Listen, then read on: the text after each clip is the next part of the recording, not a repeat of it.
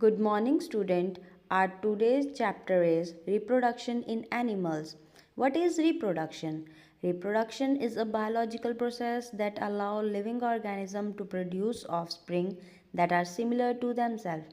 Reproduction वो biological process है जो लिविंग ऑर्गेनिज्म को अलाउ करता है कि वो अपने ही जैसा जो ऑफस्प्रिंग है उसको प्रोड्यूस करे। It is the key feature of life on earth. ये की फीचर है लाइफ का अर्थ के ऊपर जो इंश्योर करता है ताकि जनरेशन टू जनरेशन एक कॉन्टीन्यूटी बनी रहे स्पीसीज़ की। बिना रिप्रोडक्शन के स्पीसीज़ जो हैं वो सरवाइव नहीं कर सकती ज़्यादा समय तक और धीरे धीरे वो ख़त्म हो जाएंगी। जैसे कि आप फ़ोटो में देख रहे हो, बेबी एलिफेंट का बेबी बेबी ही होता है, वो उसी के जैसे ही नज़र आता है, और ह्यूमन बींग्स का बेबी उन्हीं के जैसे ही नज़र आता है। Animals that give birth to young ones, जैसे कि आप देखते हो ह्यूमंस हो गए, काऊ हो गए, गैट गोट हो गई, वो बेबी को ही बर्थ देते हैं। These animals are called viviparous, और इन एनिमल्स को हम विविपेरस एनिमल्स बोलते हैं या फिर मैमल्स बोलते हैं। Animals that lay eggs, fishes, frogs, snakes, lizards, insects and birds. They are able to reproduce by laying eggs. ये ऐसे ऑर्गेनिजम्स हैं जो एग ले करते हैं। दे आर कॉल्ड ओविपेरस, इनको हम ओविपेरस एनिमल्स बोलते हैं। Some young ones that come out after hatching look like the parent animal. कुछ यंग वंस ऐसे होते हैं जब वो हैच मीन्स कि अंडा फूटता है तो फूटने के दौरान वो अपने पेरेंट्स की तरह ही लगते हैं। बट कुछ ऐसे ऑर्गेनिज्म होते हैं कि वो जब तो ग्रो करते हैं तब डिफरेंट होते हैं, बट धीरे धीरे जब वो बड़े होते जाते हैं तो अपने पेरेंट्स की तरह नज़र आते हैं। बर्ड्स ले egg in the nest, birds nest में एग ले करते हैं, आलने में देते हैं। अ nest keep the eggs and the baby bird safe, nest में जो बेबी बर्ड होते हैं वो सेफ होते हैं। क्यों? क्योंकि वो एक तरह से उनका घर होता है। Structure of an egg has 3 basic parts, egg के 3 पार्ट्स होते हैं। द शेल, जिसको हम क्यूटिकल भी बोलते हैं, वाइट एल्ब्यूमिन, जिसको हम ट्रांसपेरेंट पार्ट बोलते हैं, एंड द योक, जो येलो वाला पार्ट होता है एग के अंदर। Shell, it has thin protective coating sealing pore, इसमें एक आउटर लेयर होती है जो एक कोट का काम करती है। White albumin must have a high percentage of thick albumin to be the top quality, इसमें जो एल्ब्यूमिन की क्वालिटी होती है वो ज़्यादा से ज़्यादा बड़ी अच्छी वाली होती है। The quality is affected by the presence of disease and improper care after production. इसकी क्वालिटी तब इफ़ेक्ट होती है जब इसमें कोई डिसीज़ आ जाता है या इसकी केयर नहीं होती। योक इज़ द येलो पार्ट, वो हम ऑलरेडी कर चुके हैं कि योक एक येलो पार्ट होता है एग के अंदर।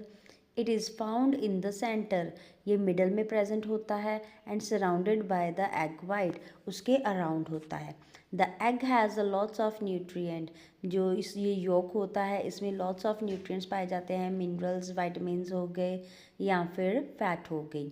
इफ़ अ बेबी चिक वर टू ग्रो, अगर इसमें से बेबी चिक निकलता है, the yolk would feed it, तो योक ही उसको फीड प्रोवाइड करता है और उसको स्ट्रॉन्गर बनाता है। Fishes, Nearly all fishes reproduce by dropping eggs and have separate sexes. जो फिशेज़ होती हैं वो अपने एग्स को पानी में ही ड्रॉप कर देती हैं, इनके जो सेपरेट सेक्सेस होते हैं, मीन्स कि मेल अलग और फीमेल अलग। फर्टिलाइजेशन इसकी एक्सटर्नल मीन्स कि बाहर होती है, पानी के अंदर होती है, और मोस्ट फिशेज़ जो होती हैं ओविपेरस मतलब ये एग ले करती हैं। Many adult of the same species में come under together in a group, और मैक्सिमम इसकी जो स्पीसीज होती हैं वो ग्रुप में रहती हैं। गैमीट पानी में रिलीज करती हैं, जिस प्रोसेस को हम स्पॉनिंग बोलते हैं। Reptiles can either be oviparous और विविपेरस, ये एग ले भी कर सकते हैं और एग ले के साथ साथ यंग वन की प्रोडक्शन भी करते हैं। They can lay their eggs outside the female body, इसकी भी जो फर्टिलाइजेशन होती है वो एक्सटर्नल होती है, बट कुछ ऐसे होते हैं जो इंटरनली एग हैच करते हैं। स्नेक्स, लिजर्ड और क्रोकोडाइल जो होते हैं उनको हम रेप्टाइल्स बोलते हैं। दे ले एग ऑन द ग्राउंड, ये धरती के ऊपर ही एग ले करते हैं और protected by shell which is thick and leathery, और इसको एग को प्रोटेक्ट किया जाता है शेल के द्वारा जो कि थिक और लेदरी होती है। Amphibians. Amphibians reproduce sexually and in a variety of ways depending on the species. जो amphibians होते हैं वो sexually reproduce करते हैं और different ways से वो reproduce करते हैं, ये depend करता है इनकी species के ऊपर। Frogs and toads. Male frog release sperm over the egg of female in water. Means कि जो मेल फ्रॉग होता है वो वाटर में फीमेल के लिए स्पर्म जो है वो अपने रिलीज़ कर देता है यूजिंग द पोजीशन, जिस पोजीशन को हम बोलते हैं amplexus. Life cycle of frog. If we consider the life cycle of a frog, अगर हम देखें लाइफ साइकिल फ्रॉग का, देयर आर 3 स्टेजेस, इसकी 3 स्टेजेस होती हैं। The first one is egg, the second one is larva and third one is the adult. Egg of a frog develop into a larva, वो larva में convert होते हैं और इसके बाद वो एडल्ट में कन्वर्ट हो जाते हैं। द ड्रास्टिक चेंजेस, ये जो इसकी बॉडी में चेंजेस आते हैं, इसकी अपीयरेंस दिखाई जाती है, तो ये धीरे धीरे डेवलप होता है, इस प्रोसेस को हम मेटामॉर्फोसिस बोलते हैं।